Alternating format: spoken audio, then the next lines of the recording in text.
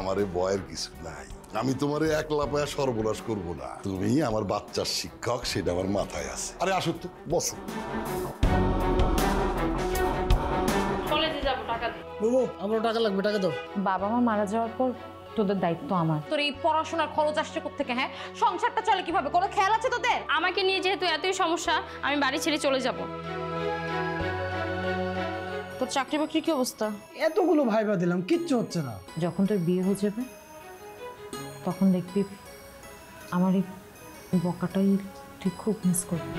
এই মেয়েকে, ওর নাম মালিহা, আজকেই বিয়ে করছে।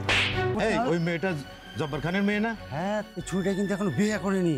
তুমি বসো, আমি টাকা নিয়ে আসতেছি। রাজ্জাক মোল্লার কাছ থেকে বুবু 25,000 টাকা নিয়েছে। তাছাড়া আমার ননদ তো এটাও বলেছে বুবুর নাকি চরিত্র সমস্যা আছে। আমি এখন তোদের জন্য বড্ড ঝামেলা। সুখের স্বপ্ন আসে না হয় দুঃখের বিছানা, সুখের হদিশ পেল না সে এ জীবনে হয়।